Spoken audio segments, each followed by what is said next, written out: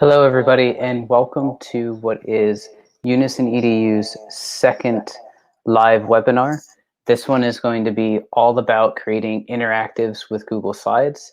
If you caught it in the chat, you'll also see I put a bit.ly link in that will get you to this slide deck, and then it is also on the slides in front of you. And afterwards, I will get it into the description of the YouTube video as well. You'll see me periodically look off to the right. That is where I'm running StreamYard off to the side. So that's where I'll try and check in to different comments and things to see if anybody has questions as we roll through. But I do estimate the session will probably last about 30 minutes. I'm going to go through 3 different ways or so that I've shown our staff and our schools how to create some interactives and slides. There's definitely more out there. So hopefully this will give you some inspiration to jump in, dive in a little bit further and see what else is possible. And even maybe think about branching into something like Google Drawings to do even more things that maybe aren't available in slides. There's a lot of different avenues to create interactives. And later sessions kind of in this series may also include Nearpod and Pear Deck, which were originally in the description, but I didn't want to shortchange them on time. So I'm going to focus solely on slides this time and jump into some others later on. So without further ado, we'll go ahead and jump in here. Again, your bit.ly is on the center of the screen. It's bit.ly/PHAUS-GSI 111720. All lowercase. There is a dash there in the center. That should get you to this slide deck that you could do File, Make a Copy in your window on Google Slides, which is just, like I said, right in the File menu, go to Make a Copy, and I'd recommend entire presentation. And the reason why I recommend copying this one is on the second slide in, I've actually linked in a few things for you to be able to have some things to actually work with. So if you're following along live, awesome. If you're watching your recording, you can still pause the video here and then jump in, download the pieces you might need to work with the resources I provide. Or if you have some images or PDFs that you want to use, make sure you have those on hand as we start rolling forward, and hopefully you can create as I show you and I create as well. But I am Patrick Hausman. I am the founder of Unison EDU. I work with an amazing team, and we are dedicated to providing world-class support to all educators in need. You can find out all about Unison EDU and what we can provide to schools and educators at unisonedu.org. And then you can also check out the amazing team on the team page there as well. I am a Google certified innovator and trainer. I am also an ASCD Emerging Leader, class of 2019, and an ambassador for tech tools such as WeVideo, Flipgrid, Common Sense Education, Nearpod, as well as Wakelet. And a ton of other different certifications that I didn't put on the slides, but if you're interested in different ed tech things and you think you want to go a certification route, please reach out to me. I'm more than happy to connect with you on things that I did to work towards those certifications, as well as things like a Google Innovator application or a trainer application. How do you do those things? And I'm connected with some awesome people through the Virginia Society of Technology and Education, as well as Global GEG, that can help with all of those things and other PD options as well. So we'll go ahead and jump right into creating interactives with Google Slides.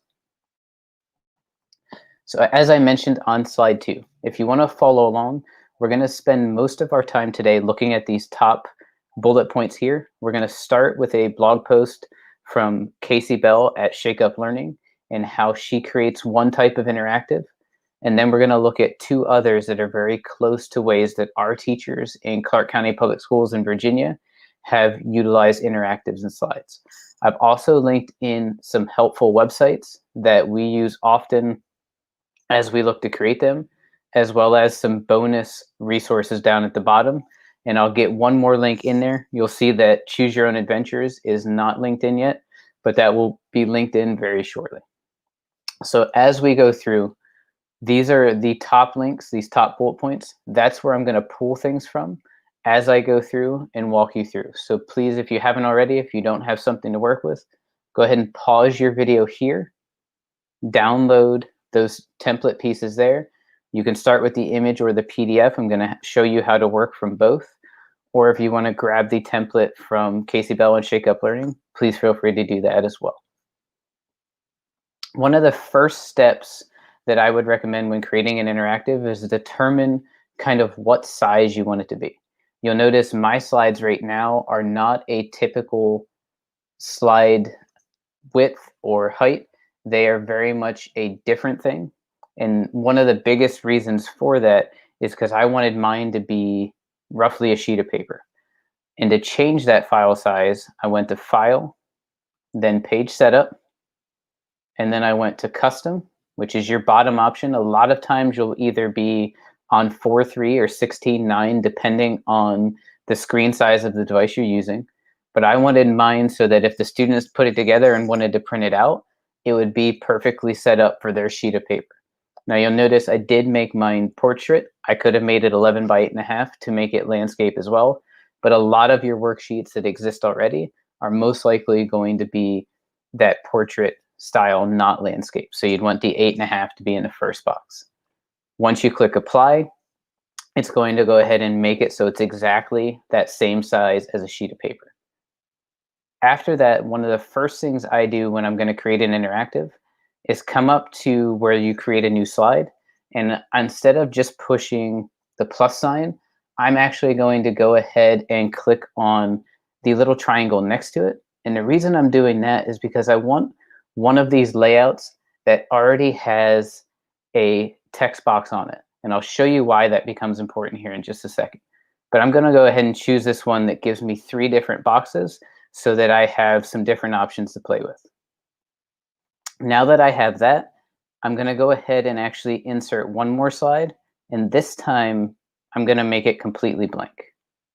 And again, I'll show you why I'm using that one template slide in just a moment. Then I need to think about what interactive I'm going to use. Since mine is a sheet of paper, I'm not going to use the one from Casey Bell yet, but I'll show you how this one works. As I scroll down through, this blog post does an amazing job of walking you through how to plan for doing one of these activities.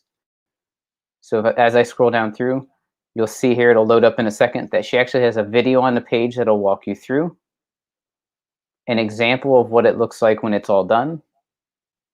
But then she also comes down through and tells you step by step, how do you make this happen? One of those first things is to plan it out. What objects, shapes, what image in the background, what are all the different pieces that are going to make up that interactive? Then one of the biggest things in slides is that background. What is that part in slides that you don't want the kids to be able to move around? You don't want them to be able to manipulate? That piece that stays in the background that forms the foundation for your activity. And as we come down through, you see this is the background image that Casey Bell created for this one. And then last but not least, you're creating the actual template for the activity itself, which you can see then brings in some of these interactive pieces, these little manipulatives, which is, if we scroll up to the image before, you'll notice the one thing that's different is the apples are missing. So that's the piece in this template, in this example, the students would interact with. And you can see if I click onto this slide, if I try and click anywhere in these different boxes, I can't move that background at all. I can't move the name piece, but if I come up, I can move some of those apples. So to connect this to that first piece that I was talking about in my first example, if I go into my slides and I bring in one of those examples that gives me a few different text boxes, what I can do is copy this slide that says click to add text. And I'm going to bring that over to my slide that already has my background, everything ready. And this is how you get the template from Casey Bell. So I didn't show you how to change anything yet because this is how it's already ready to go. But the one thing it was missing was a spot for the students to type in their name. And of course, the students could create a text box and do it. But if I borrow one of those text boxes from that template slide, then when my students come in, they click in that box, that text automatically goes away and they just type. They don't have to delete any text first. They just click and type. The only other thing that this interactive from this template is probably missing is directions. So what I could do is come in with my text box tool, and I'm going to go ahead and keep it off to the side here. We'll just resize it so it fits a little better. And then in this text box, I would write something like, show the sum of 2 plus 2 in the basket.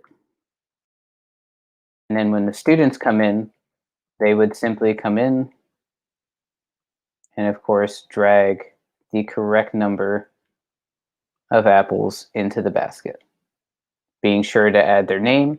Then they could turn it in Classroom, or if you did the option of making a copy for every student, it would already be tied to your Google Classroom, and they would be done and it would be ready to be turned in. The one step that's not shown, but it is written out in the template, to get that background into the back, that is actually going to be one of our first steps as we now look to create one from scratch. But again, if we look at the blog post, step-by-step instructions on how you get to that point of all those things that were in the template, from planning it out to, as far as all the manipulatives, all the pieces you might need, creating that background image, which again, if we look over here, is everything minus the apples and the text box for the name. And then having the option to actually add those things in, get it out to the students. So we'll go ahead and go back to our slide deck. And remember, on slide 2, you have 2 images that you could have downloaded to use, or we have 2 PDFs.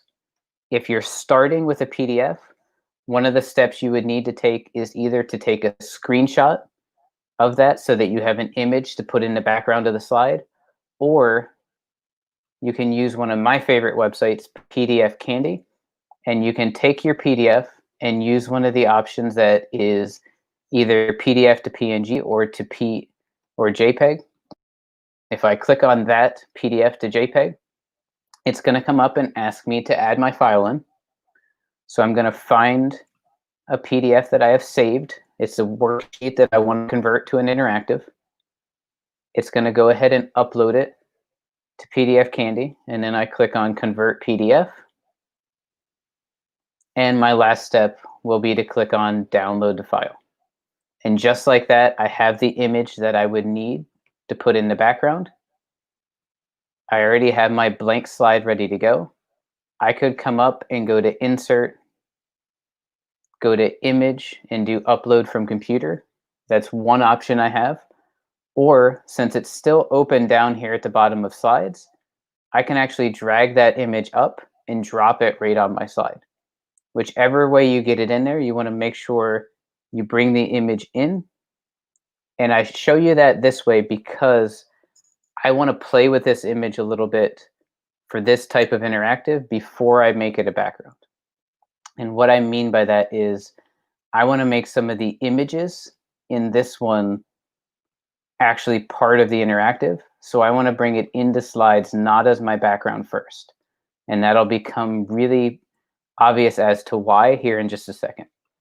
So one of the things I want the students to do with this one is to put these different parts of the image in the right spot.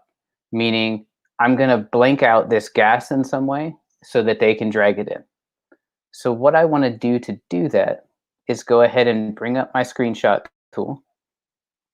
So on the Mac, I'm doing Command-Shift-4. If I was on a Chromebook, I could do the keystrokes there of Control-Shift and the multi-window button, or snipping tool on a PC.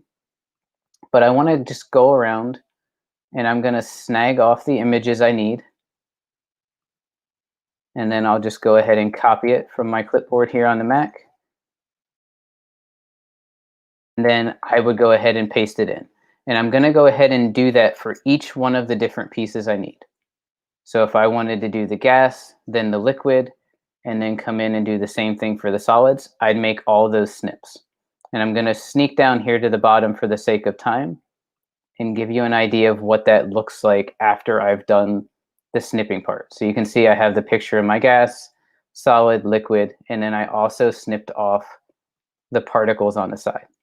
But you'll notice this still looks a little different because those pieces are missing from the graphic on the slide. So the other step I did before I went ahead and made it the background of the slide is to come up to the shape tool and simply draw boxes over the shapes, and then make sure you change the color so it matches whatever color is in the background. In this case, it is white, so I'm going to make the fill white, and then I'm also going to go ahead and make the outside white.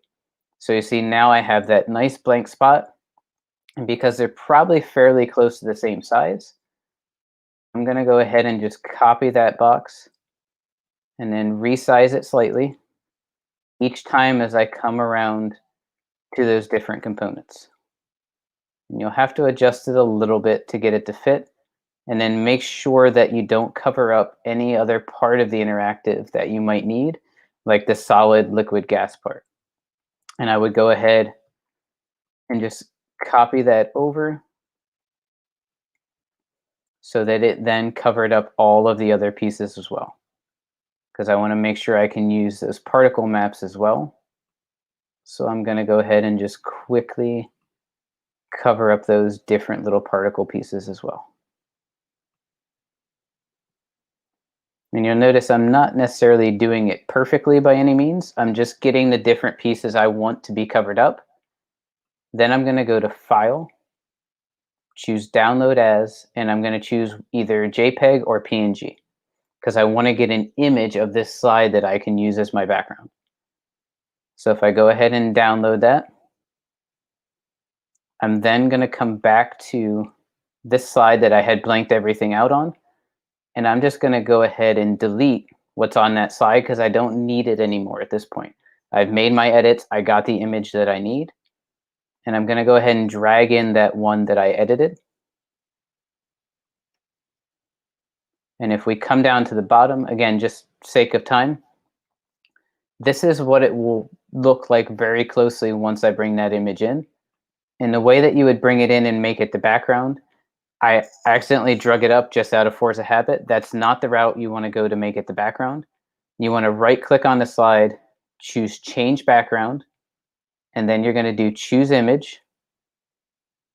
And if it was uploaded, or meaning saved on your computer, you can drag and drop it here. So I could drag from here, drop to here. I could click on Browse, find that image I need, and I would just go ahead and upload it. And once it's uploaded, my image is going to come in just like what you see here. You'll notice that once I save it as that background, I can't do anything to change it. I can't, when the students come in, they can't type on it anywhere indirectly.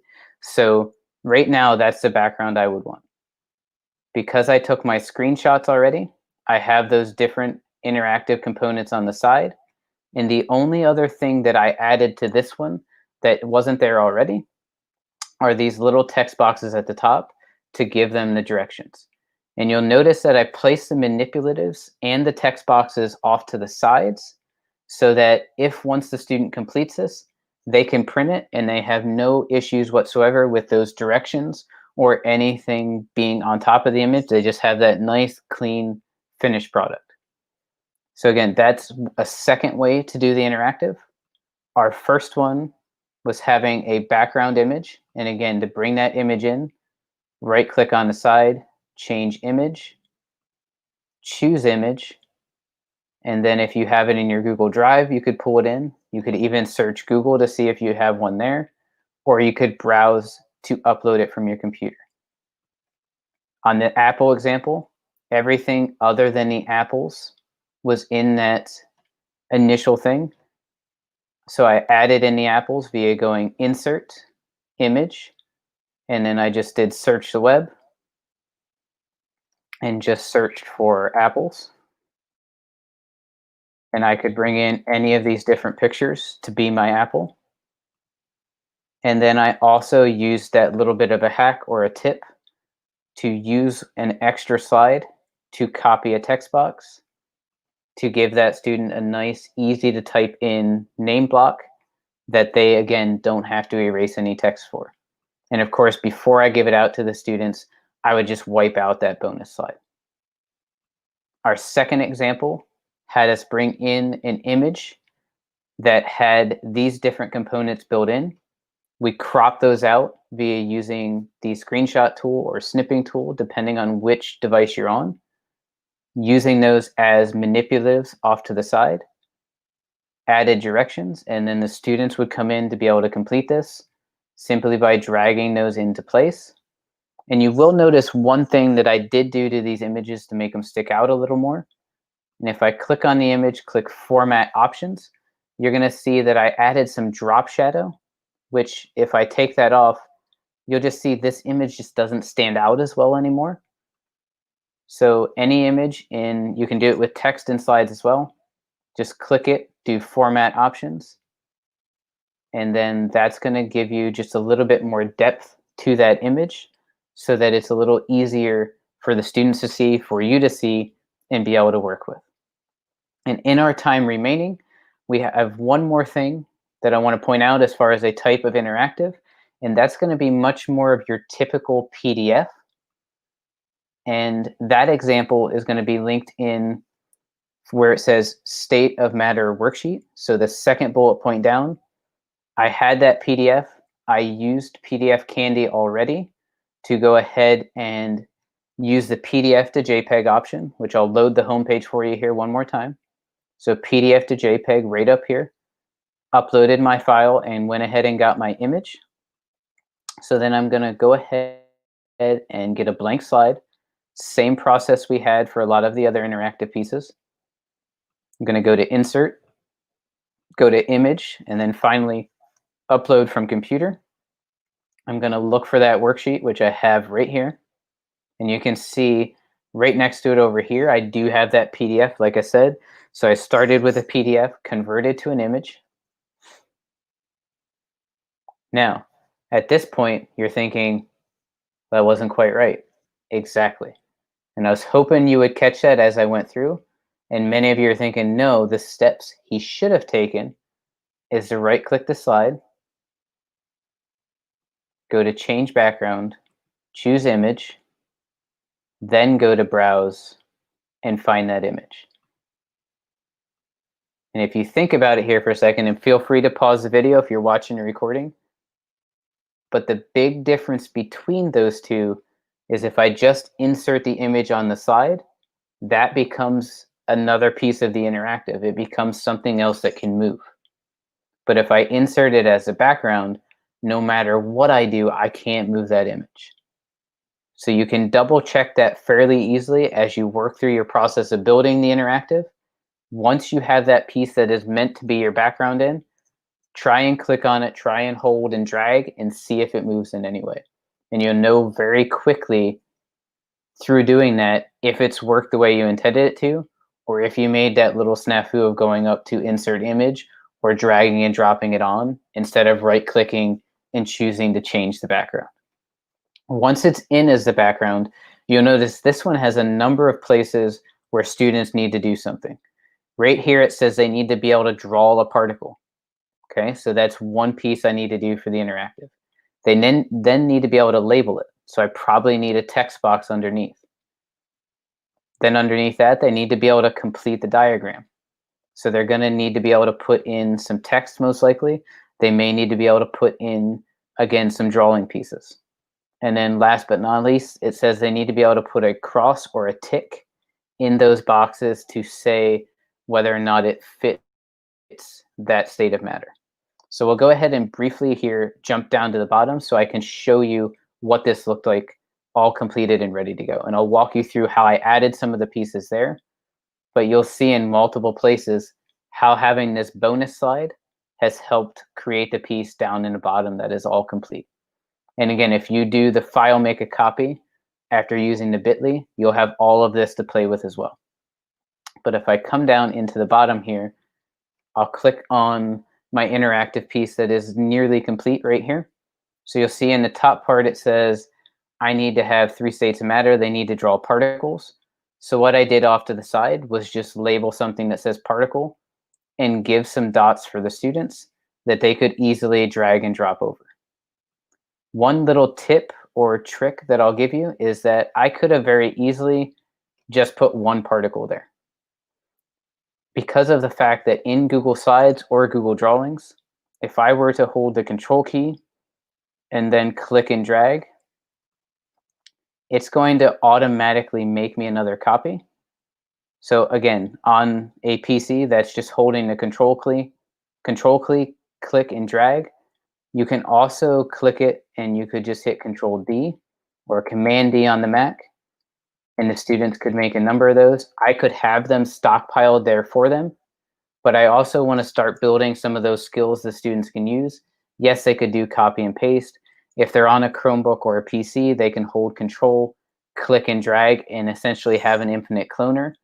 Or I can teach them that keyboard shortcut of either Control D or Command D to make those particles, and then it's just a matter of dragging them in.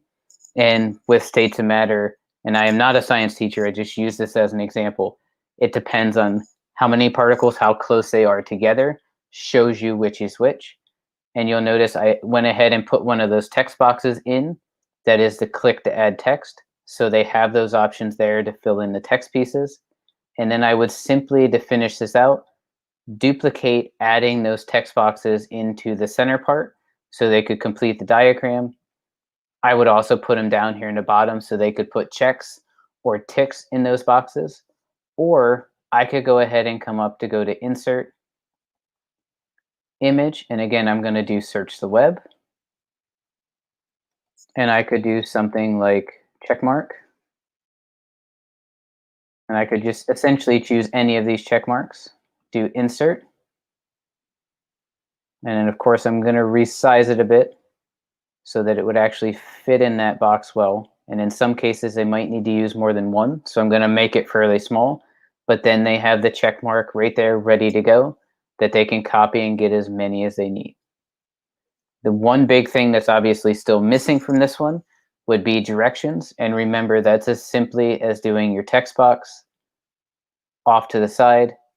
You can take up as many as that, or as much as that gray space as you need for those directions, and know that it's not going to print, it's not going to be in the way of the students in any way. But that is at least 3 different ways to create interactives in Google Slides. So we had our typical worksheet one, which is our third and last one.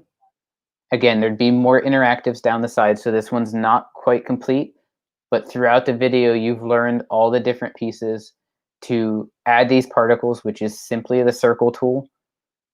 And then I just drew a circle and colored it in.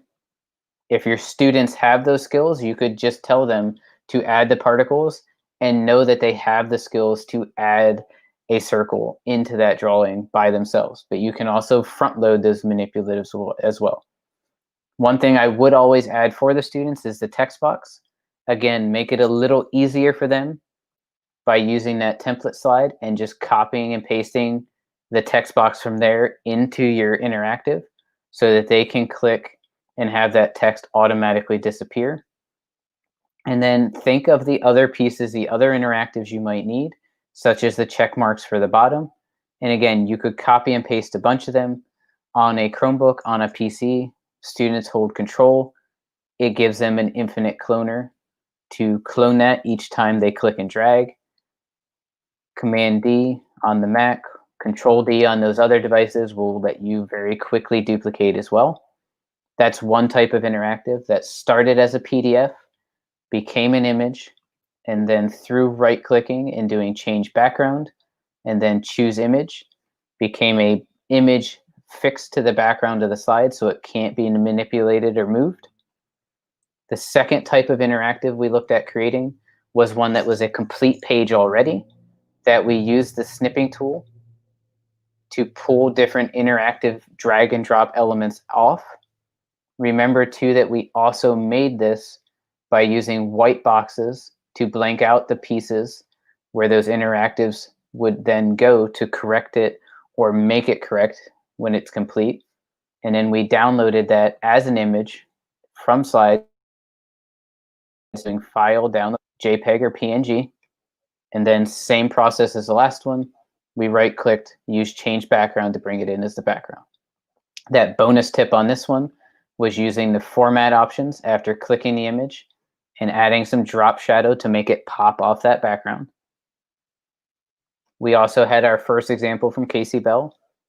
That was a formatted background with apples as an interactive, some directions added, a text box for the name, and to just give you a couple extra ones that I didn't necessarily show you how to make, but through those skills you've learned so far, you would definitely get, is being able to do something like a chart in the background. And then each one of these little words is actually an image that students could click and drag in. That could be a text box with a word in it. The only negative to a text box is that sometimes the students will click and actually go into the box versus clicking and dragging. So a little skill there that could be very useful either way. And then one last example for you. And this one has changed a little bit from the template because the slide size wasn't meant to be a full sheet of paper. But this is one that gives you an idea of how you could use a 10 frame. And you could tell the student to insert images or shapes that recommend or that equal the number on the screen. So for instance, this one would be 6. That student could come up and do 6 squares, 6 arrows. I'm going to call this a Pac-Man shape. They could do 6 of those. They could go to insert, they could go to image, search the web and bring in 6 puppies and put those in. I've also seen interactives like this where students are graphing something. And instead of being a 10 frame, it's a bar graph where the students are graphing certain things. There's also ones where a shape is drawn on the slide and the student gets an interactive, but before they put those interactive elements on the shape, they have to estimate how many of those interactives might actually fill that up. So picture that 10 frame being something like a piggy bank, and you have some manipulative coins off to the side. And the students have to estimate first how many coins are going to fit in the piggy bank on the side. Then they fill it and they give you what that actual number is. And maybe you have them do the math to figure out how close their estimate was. So take these as different options, different things to jump off from, but by no means is this an exhaustive list on how you could create interactives with Google Slides. Slide 2, again, remember, has those bonus resources of different things, including some things made especially for our littles down at the bottom of that list. But I also feel like you can go way above and beyond what you see here. This is scratching the surface of how you can create some interactive elements and some great things for your kids. I have full confidence in the amazing educators that are viewing this video to completely blow out of the water the interactives that I've shown you. And when you do that, if you would be so kind as to tag me in a tweet or launch it into the Unison EDU Facebook page, tag Unison EDU on Facebook, email me at phusedu@gmail.com, and let me see those amazing things that you create. Because as I am every day in my job, I am in awe of the amazing educators in the work that you guys do. And I am always happy and privileged to be able to work with amazing educators every day. With that, our session is just about concluded. I don't see any questions in the chat, so I'm just going to point out one more time that you have the bit.ly in the center of your screen. If you've missed it up to this point, that bit.ly will allow you to get to this slide deck that you can go up and do file, make a copy, and have all these things that you can play with, things that you could copy if you wish. And you also have my contact information there that you can reach out to me anytime. Again, phusedu.com is going to get you my website and resources, unisonedu.org, which is the nonprofit that I have founded and work with that amazing team at to provide professional learning opportunities to educators.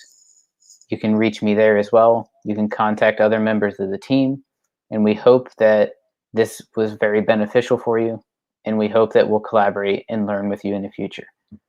Thank you very much for your time, and please use the comments, use our different contact methods that you can reach out to us to contact us anytime in order to connect, collaborate, and grow. Thank you guys very much for your time. Again, hope to learn and connect, collaborate more in the future. Thank you.